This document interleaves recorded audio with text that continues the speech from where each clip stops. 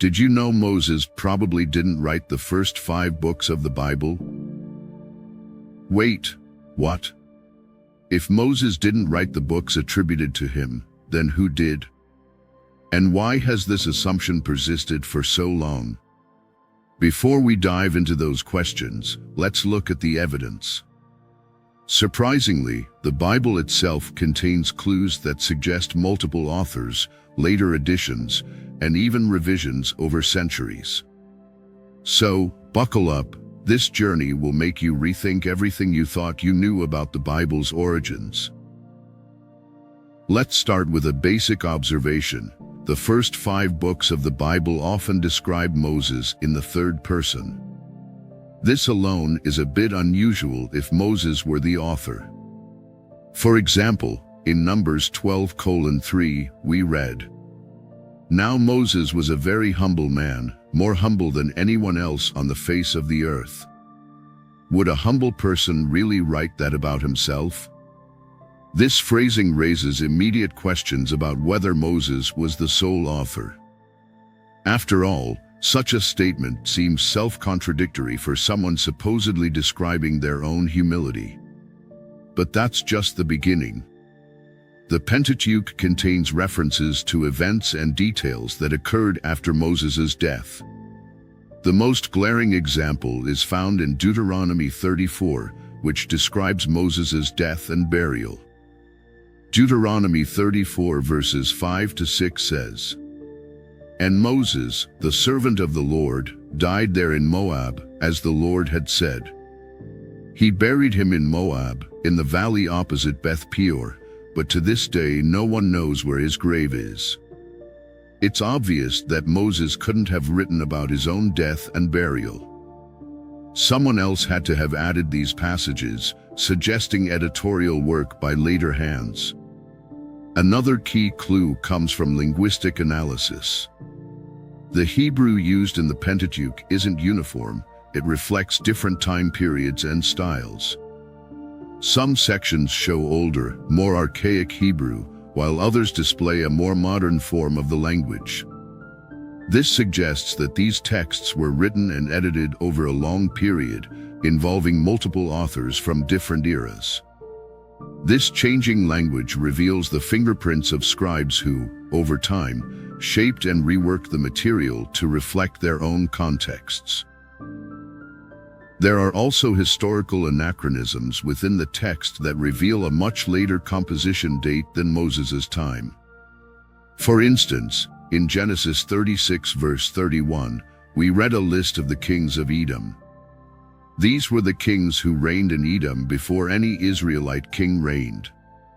However, Israel's first king, Saul, didn't appear until hundreds of years after Moses. The mention of kings of Israel indicates that this passage was likely written or edited at a time when the Israelite monarchy was already in place, long after Moses' era. Such anachronisms point to a time period much later than the life of Moses and show that parts of the text were revised or written by people who lived in a later historical context. The mention of place names and territories in these books also suggests later editing. Some locations mentioned, such as Dan, didn't even exist during Moses' lifetime. Dan was established as a city much later, as described in Judges 18 verse 29. Yet, the text includes it as though it were already a known location. These sorts of details reflect a historical reality from the time of the later Israelite kingdoms, which further implies that the text underwent revision after Moses' death. This brings us to the documentary hypothesis, a critical framework that explains how the first 5 books of the Bible likely came to be. According to this hypothesis, these books were not written by a single author but are a compilation of at least 4 distinct sources, each with its own style, purpose, and theological emphasis. These sources were woven together by later editors into the unified text we now have. The 4 sources are: J source, Yahwist. The Yahwist source refers to God as Yahweh, often translated as Jehovah in English. This source is characterized by its vivid storytelling and anthropomorphic depictions of God, meaning God is often described in human terms. The J source is believed to have originated in the southern kingdom of Judah around the 10th century BCE. E source, Elohist. The Elohist source refers to God as Elohim, emphasizing a more distant and transcendent God compared to the Yahwist source. The E source is thought to have come from the northern kingdom of Israel and focuses on themes of prophecy and covenant. Its origin is often placed around the 9th century BCE. P source, priestly. The priestly source is concerned with rituals, genealogies, and laws, reflecting the concerns of the priesthood and temple worship. It is more formal and structured, focusing on matters like purity, sacrifices, and the Sabbath. This source likely emerged during or after the Babylonian exile, 6th century BCE, when the priests had a central role in preserving the religious practices of the Israelite community. D source, Deuteronomist. The Deuteronomist source is primarily responsible for the Book of Deuteronomy, with an emphasis on law, morality, and the covenant relationship between God and Israel. It's thought to have been written during the reforms of King Josiah in the 7th century BCE, a period of religious renewal. These sources weren't randomly mixed together. Instead, they were carefully edited and combined, likely by scribes during and after the Babylonian exile, 6th century BCE, to create a cohesive narrative that would sustain the Jewish community in their time of crisis. By doing so, they preserved the sacred stories and laws that defined their identity as the people of God. So, if Moses didn't write these books, why has this tradition persisted for so long? Part of the answer lies in the way ancient cultures revered their founding figures. In many ancient societies, important texts were often attributed to a prominent leader or figurehead to give them greater authority. Moses, as the great prophet, lawgiver, and leader of Israel, was the obvious choice. By associating these foundational books with Moses, the authors ensured that their message would carry the weight of divine authority. But another reason for this attribution is found in the Bible itself. In passages like Exodus 17 verse 14 and Deuteronomy 31 verse 9, Moses is explicitly commanded by God to write down certain laws and events. These references may have been interpreted over time to mean that Moses wrote all of the laws and narratives in the first 5 books, not just specific sections. This, combined with tradition and theological necessity, reinforced the belief that Moses authored the Pentateuch in its entirety. One of the most compelling arguments for the multiple authorship of the Pentateuch is the historical context of the Babylonian exile.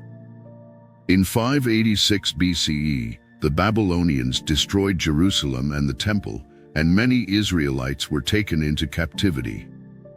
This exile was a profound crisis for the Jewish people, as they were cut off from their land, their temple, and their traditional ways of worship.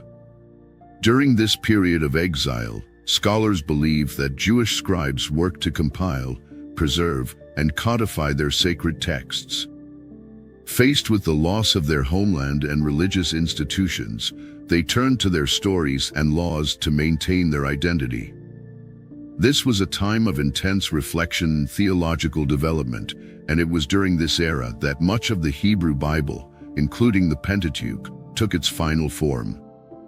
The scribes didn't start from scratch. They drew on older sources, oral traditions, and written accounts that had been passed down for generations. By weaving these sources together, they created a unified narrative that would speak to the needs of their exiled community. The resulting text reflects the diversity of Israel's history, theology, and geography, while also providing a powerful message of hope and covenant faithfulness. Now, some might wonder, does it matter if Moses didn't write these books? For many, this revelation can feel unsettling because it challenges long-held beliefs. But instead of undermining the Bible's significance, this understanding can deepen our appreciation for the texts. The Bible wasn't written by one man in isolation. It was shaped by a community of faith over centuries as they wrestled with their identity, their relationship with God, and their place in the world. Understanding the Pentateuch as a multi-authored work doesn't diminish its authority. It highlights the dynamic way God's people preserved and transmitted their sacred traditions. Rather than seeing the Bible as a static text handed down in its final form, we can view it as a living document, born out of real struggles, questions, and faith. The idea that Moses didn't write the first 5 books of the Bible opens up a rich and fascinating history behind the text. The Bible is a product of diverse voices, cultures, and time periods, all unified by the pursuit of understanding the divine. When we look at the Pentateuch through this lens, we gain a new appreciation for the depth and complexity of Scripture.